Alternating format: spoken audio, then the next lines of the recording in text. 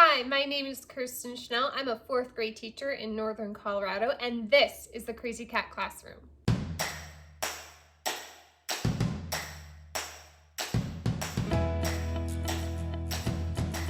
Hi, welcome back to my channel. Make sure you hit that subscribe button and ding the notification bell so that you are notified every single time I upload a new video. So, the big question that I have been hearing from teachers all over my state as well as YouTube is, how are we going to build relationships with students, especially if we're strictly remote learning next school year? I already dove into some technology applications that I was planning on using at the beginning of the school year anyways as an introduction to that application so that my students can use it throughout the year. And so before COVID, before anything, my plan was to have them use these technology tools in a low risk setting so that once I start introducing it more for schoolwork, they would be able to incorporate what they've already learned. So I'm going to take you along with me onto my computer here, and I'm going to show you two applications that I'm planning on using for sure in the beginning of the school year, and then any other ideas that I have kind of rumbling around in my head so that maybe you can take something from this, even if your school doesn't have the same applications that my school district offers. I'm sure there are ways in which you can incorporate things. So let's head on to my computer, or the first application I am planning on using is Flipgrid, which is this green plus arrow. So what Flipgrid is essentially a video message. Students can hop on, share their video message, hop off, and then they can comment on other students. So if you ever used a video calling system where you post a video and then later on someone can comment back on your video, an application like that, that's exactly what Flipgrid is. So I'm going to log into my educator Flipgrid in my school district's email. I want to show you the different ways in which I was planning on using this coming up school year. And what I love is that whether my kids are remote or whether they are hybrid or whether they are all together, they can use this application. So in Flipgrid, you have all these different grids. And when we started remote learning, I did Friday feedback Flipgrids where the students could tell me feedback. And then I did some at-home learning Flipgrids where they were to send me a video about something that they've learned. Earlier in the school year, we did some Flipgrids on our theme essays, science, and then I was planning on having them do one on their explorers from Colorado history. However, we only got to one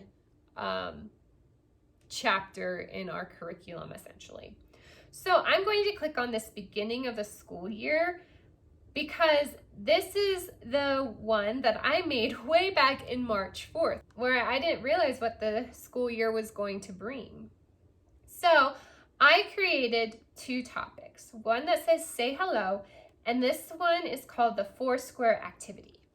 So what I ended up doing was I went back to my teammates and my plan for the beginning of the school year. And I thought about, what can I do to make this so that no matter where my students are at, virtually learning, in the classroom, hybrid system, what have you, they could do. This first activity is saying hello. And then here you're just saying, hello, my name is, and a fun fact about me is. So I'll play you the one that I made way back in March. Hi, my name is Mrs. Schnell, and a fun fact about me is that I was born on the bathroom floor. Legitimately, I was really born on the bathroom floor, minutes away from the toilet. So thank you, Mom, for not having me being born on the toilet, and thank you, Dad, for delivering me. So that's just something fun to start off with. Is a flip grid just like introducing yourself and a fun fact, right? And then I can see having students comment on each other saying, oh, wow, I didn't know that you were born on the bathroom floor. I too was not born in the hospital, but maybe they were born in the bathtub. So it creates that relationship of what's a fun fact, or maybe their fun fact is that they like soccer, and then they find out that someone else in their class likes soccer, and then we're making those connections virtually. Also, if we do have a hybrid system, I am going to have 50% of my students not see or interact with the another 50% of my students. So this is a perfect way to really have them connect virtually and see each other's face, see their expressions. So that's just this kind of fun, small, about me, get to know each other, very low stakes activity. Now, if I go back to my beginning of the school year grid, my team teachers and I did this activity last year, and it was just on a piece of paper. So this 4th grade activity, I just took the exact same questions that was on that worksheet, but instead of having a worksheet, we're having a virtual video chat. So my 4 questions is first to describe your ideal classmate. So this really helps kind of bridge that idea of what is our classroom community going to look like? What would your ideal classmate be? How would they act? To be successful, what do you need from our class to be successful? Maybe it's a quiet work environment, right? And so knowing the different needs of my students and what they prefer as a learning environment to be is key. And then this 3rd question is asking specifically, what do they need from me? And the 4th question that we asked them is, how will you demonstrate a growth mindset this year in 4th grade? I think as far as growth mindset goes, us as teachers are really going to have to demonstrate this, because if we're not having a growth mindset about remote learning or hybrid learning, if we're not modeling that good behavior for our students, what makes us expect them to do it? So let's take a look at the one I did back in March 4th. The first question is to describe your ideal classmate. So I'm going to describe my ideal student to you.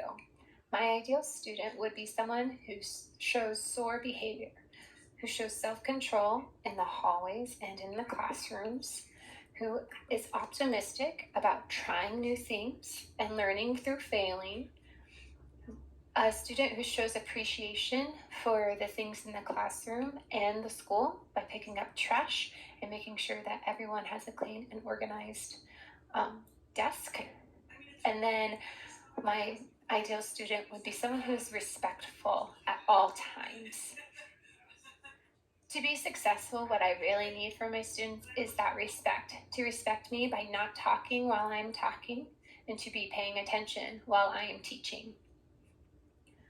So what I need from you is just to show me that respect by doing those things. I will demonstrate a growth mindset this year by failing along with you and by trying new things. And as we try new things, we will fail, but we do get better. And my favorite phrase is it a big deal or a little deal?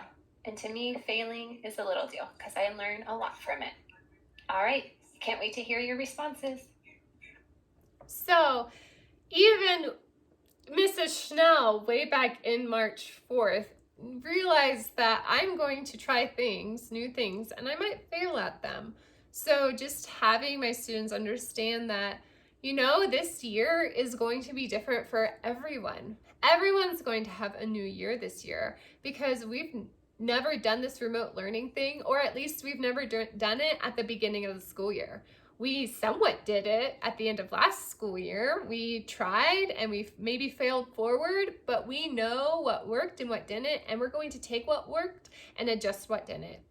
So those are the 2 video responses I have in Flipgrid that I'm going to be using next year to help build relationships in my classrooms, no matter what school looks like. Another application I'm going to be using is called Pixton. And this is an avatar creative website where students can make comic books. They create their avatar and they can create comic books.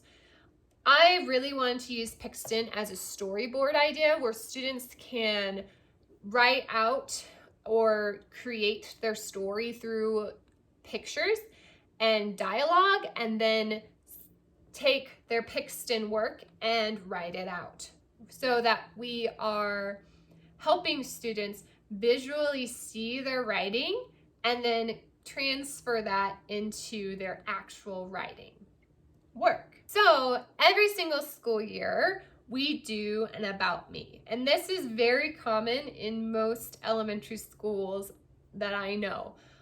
So what my plan is to have them do an About Me comic strip. And I'm going to show you the one that I created. I haven't figured out how to have them have a template yet.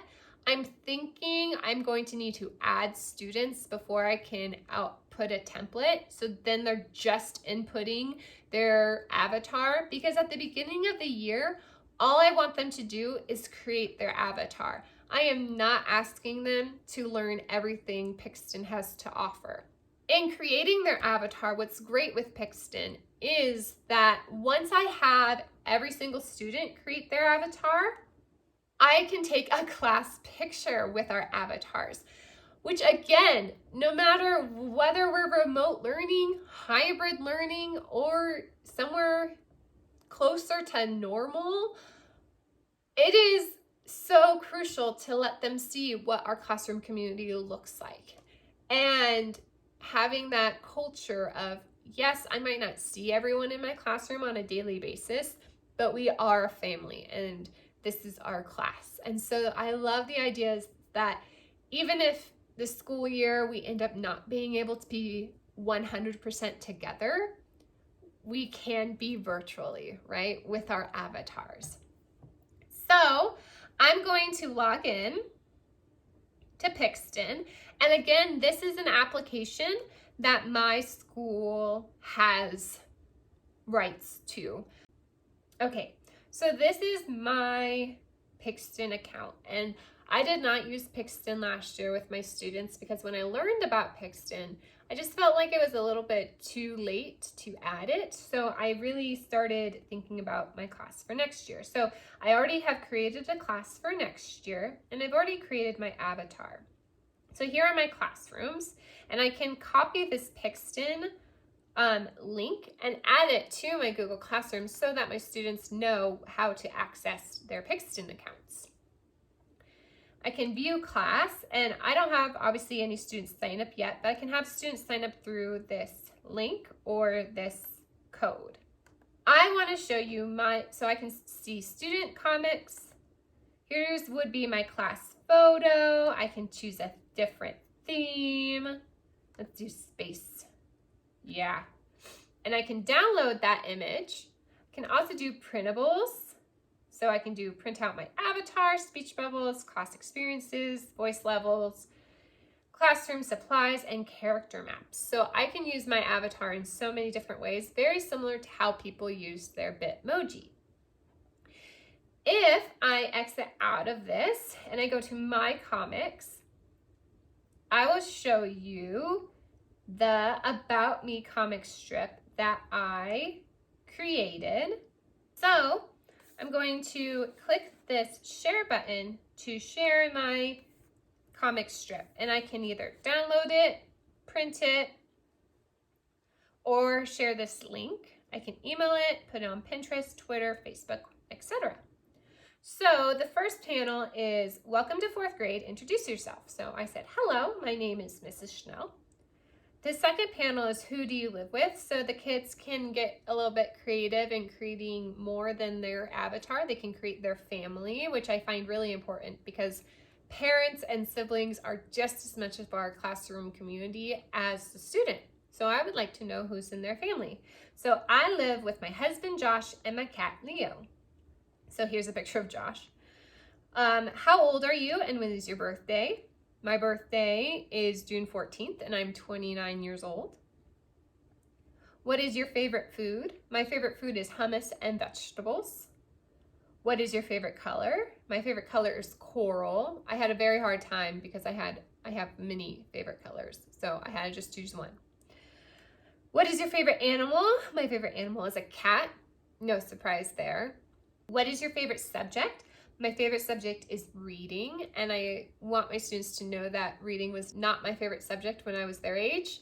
I despised reading when I was their age, so I think that this is a really cool way to show them how, as you learn and as you grow, your interests change. What do you want to be when you grow up? So when I was in 4th grade, I wanted to work for NASA and be an astronaut. So I have myself on the moon. And then the end, I am so excited to have you in my class this year. So this is just a little introduction to who I am as their teacher, and they get to know me in a fun way. So I'm planning on having my students have the exact same backgrounds as me, just changing the avatars and what's written in the speech bubbles. So that's my plan for next year. Now I understand that when I roll Pixton out, if we are in a strictly remote learning environment, I'm going to have to create a video really walking through step by step how to create your avatar, time limits of how long you have to create your avatar so you're not on there all day long, and what are the expectations and learning targets that come out of creating our avatars.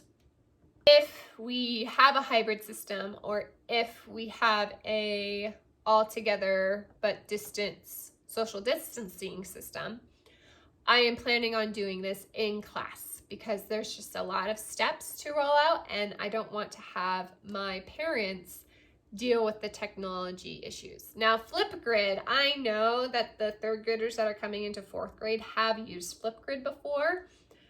Still, just because they've used it doesn't mean that they don't need a refresher. So I will be refreshing over that.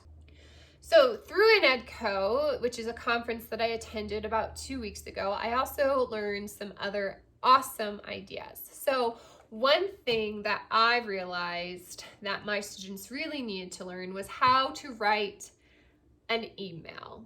So one way is I'm going to write them an email and print it out, or write them an email and just send it to them digitally, right? Depending on where we're at in the school year. And I'm going to have them respond to that email so that right away I know where their writing expertise are. And so we're going to learn about how to write appropriate emails. Another thing that I had an idea about is if I do have a hybrid system. So if we do have that, I'm going to have 50% of my kids not know the other 50%. And so I really want to do classroom interviews where the two students either use Flipgrid or share a Google Doc where they interview each other. So every single year, my team teachers and I do an interview process, but how much more fun would that be? And then have them almost have pen pals, because I don't know how long this hybrid or remote learning is going to be. So that is my plan on just a few ideas of how I'm planning on building relationships come the fall. If you have any amazing ideas of how you're going to build relationships this fall, please put them in the comment box down below. I want this to be a way where teachers come together and brainstorm ideas. And I feel like this is a really big topic because so many teachers are so stuck in feeling, how am I going to build a relationship virtually with my students? If you liked the ideas that I presented in this video, give it a thumbs up. Again, don't forget to subscribe and ding that notification bell. I post a new video every single Saturday. And this coming Saturday, you're going to see a vlog, which I've never done a vlog before, so we'll see how that works. As always, thank you so much for watching. Don't forget to comment what you're planning on doing down below. And remember that when you believe in yourself, you can change the world. See ya!